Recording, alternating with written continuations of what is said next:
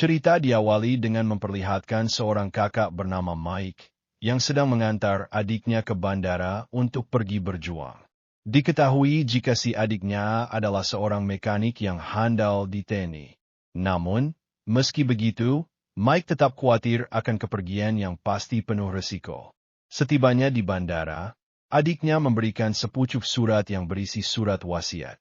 Ia sebenarnya tak ingin menulis surat semacam itu karena hanya akan mengganggu pikiran.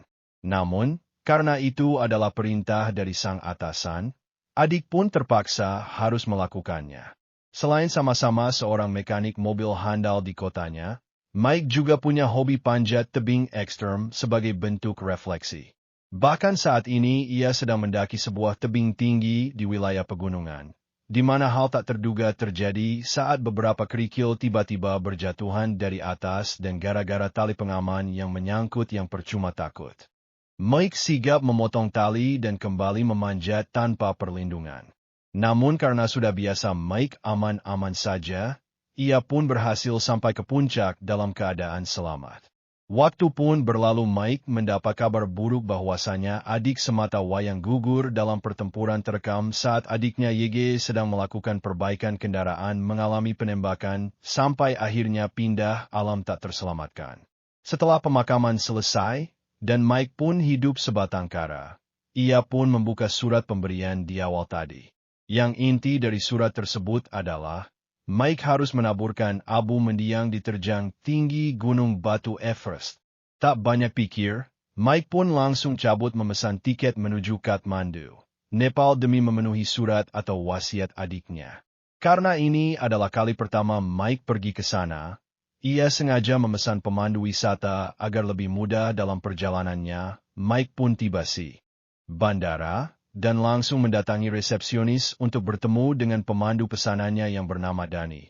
Nah, YG ini setelah sebelumnya sudah menjelaskan maksud dan tujuan Mike datang kemari lewat pastinya melewati via mereka pun langsung memulai perjalanan. Dalam perjalanan menuju terminal, mereka pun mulai menceritakan tentang kehidupan masing-masing, awal mula bagaimana, serta suka duka. Begitupun Dani seorang profesional dalam mendaki. Perjalanan dimulai dengan memakai bus tua yang mungkin terlihat biasa, yang akan membawa Mike sampai tujuannya yang mungkin bersama sekawan wisata arah Camek Gunung Es. Sempat terjadi sedikit keributan seorang penumpang lain bernama Star yang ditegur Dani karena sikap tak elok. Namun Mayor sang ayah langsung memisahkan mereka berdua dan meminta maaf atas kelakuan beleguk atau tak senonoh anaknya barusan. Beralih lebih tepatnya di jalur tebing. Kita akan diperlihatkan dengan sebuah bus yang tiba-tiba berhenti setelah berpapasan dengan truk besar yang mana bukannya mundur dan memberi jalan. Si supir dengan sengaja menyeret laju mobilnya agar terjadi kecelakaan yang membuat busnya jatuh ke dalam jurang. Entah apa motif si supir melakukannya. Kita akan dibawa ke kaki gunung saat seorang pengusaha kaya raya bernama sebut saja Si Hitam sedang melakukan operasi dalam rangka memujuk warga agar mau menandatangani surat perjanjian kerja sama pembebasan lahan. Karena beliau ingin menjadikan sungai ini sebagai perusahaan pribadi pembangkit listrik industri berskala besar. Seketika itu juga Si Hitam mendapat penolakan keras dari semua warga, tak terkecuali sang kepala desa yang bernama sebut Aji Jafar. Bukan menolak kemajuan, Bapak Ray hanya menjunjung tinggi warisan para leluhur yang menganggap turut nenek moyang.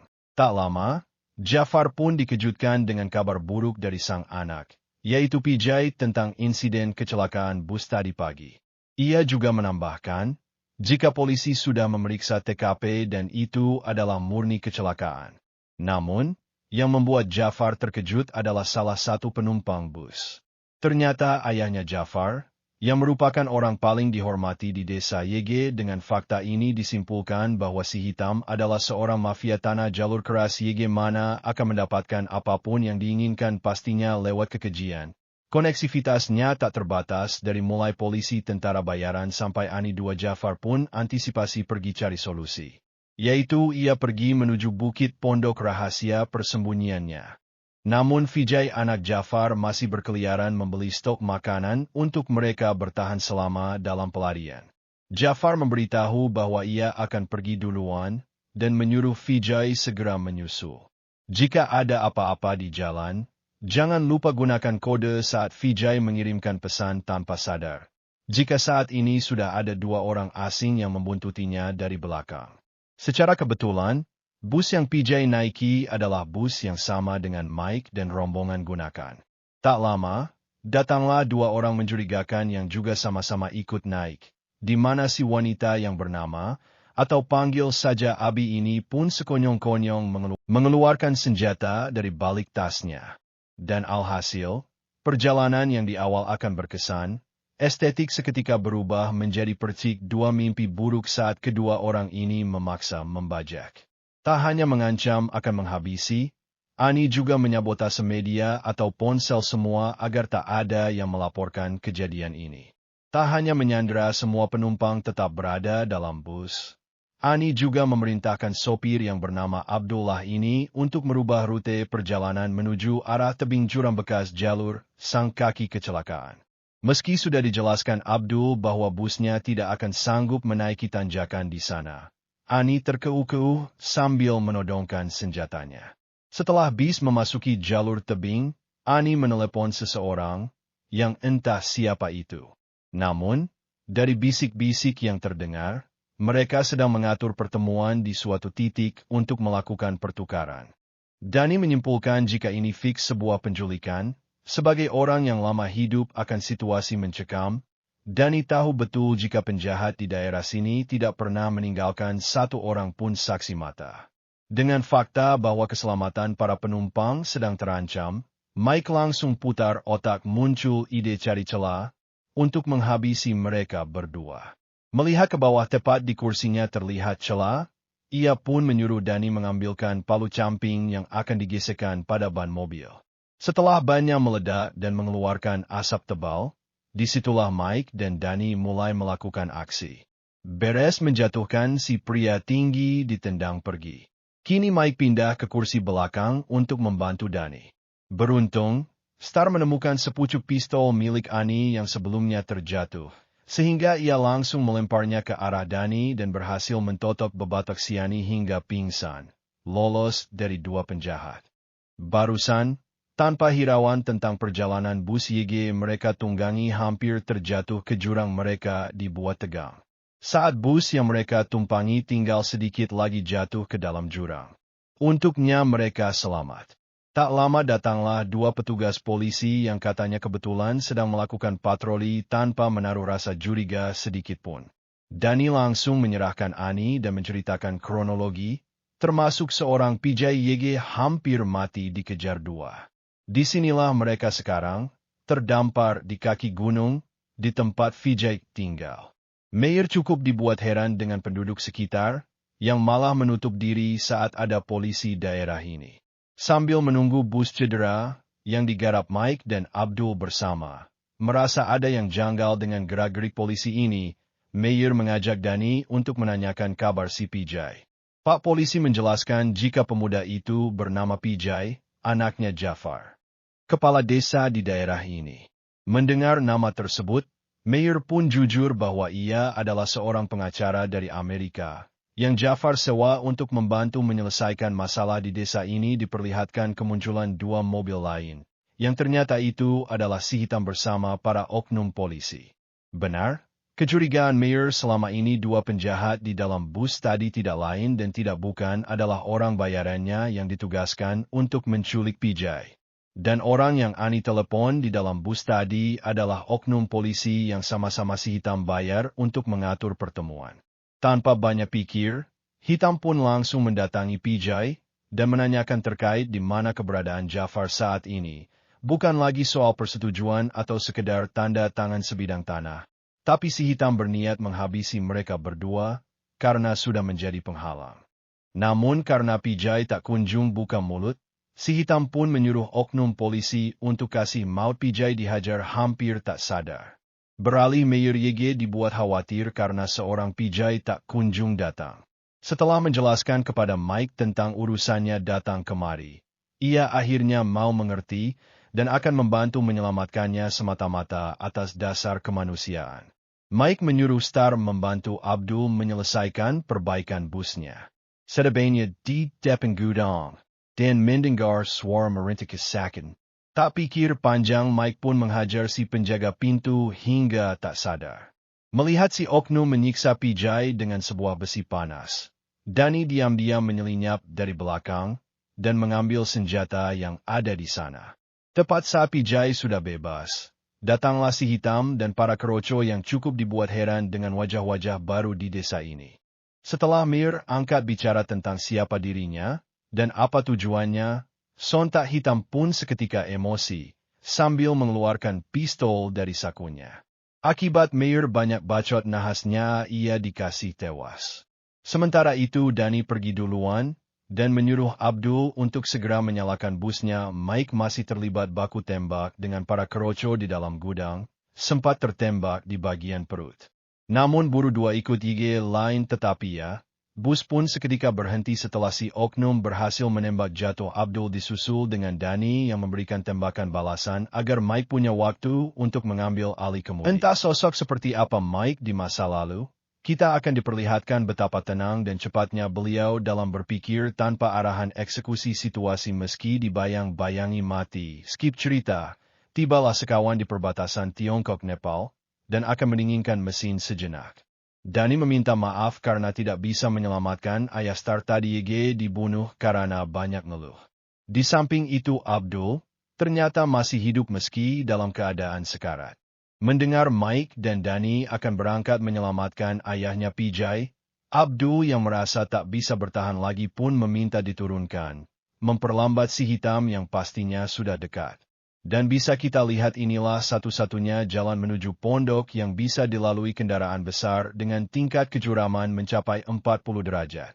Jalan licin arah curam saking ekstremnya, di sana sudah ada mesin derek otomatis yang memang sengaja warga sediakan untuk keperluan konstruksi. Setelah semua persiapan selesai dilakukan, bis pun mulai melaju menuruni pegunungan.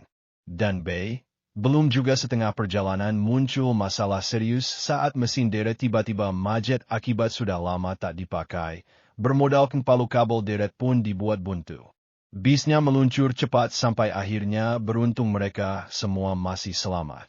Akibatnya bus harus diperbaiki atau satu-satunya cara melanjutkan perjalanan adalah jalan kaki. Tetapi selalu ada jalan untuk orang yang berpengetahuan. Terlihat di sana banyak sekali bangkai mobil. Mungkin usai kecelakaan, ambil solusi turun dengan pasti. Setibanya di dasar jurang, Mike dan Danny langsung meneliti suku cadang yang akan dipakai nanti serta kembali ke atas si bus direstorasi. Setelah dirasa sudah kuat, kini bus atau bis tua pun bisa melanjutkan perjalanan. Karena seorang lelaki sejati pasti tidak akan tumbang sampai diambang. Mike merahasiakan sebuah luka tembak. Masih di hari yang sama, lebih tepatnya di puncak gunung, si hitam dan sekawan tiba di perbatasan dengan Abdul sekarat yang menyambut, masih sempat-sempatnya memberikan perlawanan. Abdul pun dimusnahkan sampailah mereka di turunan curam tak lama. Ponsel milik Pijay menerima pesan, yang ternyata itu dari Jafar sang ayah. Dengan berpura-pura sebagai Pijay, si hitam pun mengaku jika dirinya lupa jalur pelarian mereka, serta lokasi antisipasi. Setelah Jafar memberitahu lagi lokasi pelariannya, si hitam langsung menyuruh satu anak buahnya untuk turun langsung. Tiba di lokasi, si anak buah menemukan satu pondok yang terlihat masih terawat tanpa sadar jika Jafar sudah mempersiapkan sebuah jebakan mematikan. Saat ponsel dibawa ke lokasi, boom, anak buah pun mati. Beralih ke Mike. Mike pun pingsan akibat sudah tak tahan luka tembak yang mana mereka langsung gerak mengobati luka YG tersakiti ke pondok antisipasi. Di samping itu si hitam berangkat melanjutkan pencarian setelah si anak buah tak datang karena tumbang tak kembali memberikan solusi. Lewat cerita, malam seketika Danny berhasil mengeluarkan peluru dari dalam perut Mike. Star diminta pergi ke danau untuk mengambil air, serta Jafar mengajak Pijay menurunkan beberapa muatan agar bus tanpa beban. Mendengar suara gemuruh mesin dari kejauh, Star pun buru-buru pergi kembali ke pondok. Tanpa disadari pasukan hitam sudah tiba di tempat ini, Danny pun melucuti senjata si penjahat dan masuk kembali ke dalam pondok. Hingga pada keesok tepat saat Mike sudah siuman, Jafar pun berencana membawa mereka pergi ke perbatasan daerah untuk meminta bantuan, karena di sana si oknum tidak punya wenang untuk menangkap mereka semua. Tiba di depan sungai yang jembatannya belum jadi, mereka akan menggunakan mesin deret magnet mungkin untuk membawa busnya melewati sungai. Sementara sang ayah akan pergi ke ruang mesin dan menyalakannya. Mike dan yang lain mulai menaikkan dan mengikat keempat roda bus pada papan besi penahan. Tepat saat si hitam juga baru tiba di sana. Mesinnya bergerak dan perlahan naik. Jafar yang melihat kedatangan si Hitma dari kejauhan pun memilih untuk berkorban dengan menjaga ruang kendalian. Tetapi akibat baku tembak barusan, Danny harus keserempet tembakan, tapi tidak sampai menewaskan, begitu juga dengan Ray yang terluka di bagian perut. Ani masuk ke ruang operator dan memutar balik kren agar kembali ke posisi awal. Tepat saat hitam datang dan menghabisi sang Jafar, masih di atas mobil yang tergantung. Mike berhasil loncat ke ruang operator dan terlibat perkelahian dengan Ani. Setelah membuat kepalanya terbentur hingga pingsan, Mike pun dengan cepat menarik tuas kren agar kembali menyeberangi sungai. Dan setelah berhasil menyeberangi sungai, dan tinggal sedikit lagi sampai ke perbatasan, mereka kembali dikejutkan dengan si hitam yang masih melakukan pengejaran. Danny, Star, dan PJ pun pindah ke kursi belakang untuk melakukan pertahanan, di mana hal tak terduga terjadi saat Ani tiba-tiba keluar RPG-nya sehingga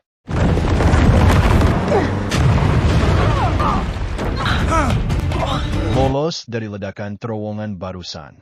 Kini mereka harus menghadapi Ani yang berhasil menyelinap masuk dari kaca belakang. Sempat tertembak pada bagian lengan.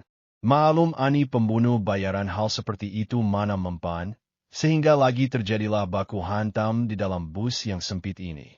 Dan ya, muncullah si oknum polisi yang membuat keadaan di dalam semakin kacau. Sementara Mike menghadapi si oknum di kursi depan dan pastinya Mike melakukan pembantaian. Danny dan Star terlibat perkelahian dengan Ani yang benar-benar sulit dijatuhkan. Beres menghajar Danny hingga terkapar. Kini Ani menargetkan Star untuk dibunuh. Tetapi halauan celah Ani pun kalah. Setelah semua selesai, tersisa si hitam YG membuntuti. Ia pun pergi memutar ke arah untuk mencegat celah. Alih-alih mendapati Mike sekawan, justru si hitam harus dibuat panik saat mobil yang dibawanya tiba-tiba ditabrak dari depan dan diseret ke arah jurang sampai akhirnya lepas landas. Si hitam kandas mati dengan nahas. Hakan-tehakanlah setelah menjatuhkan mobil orang tercela ke ujung sana.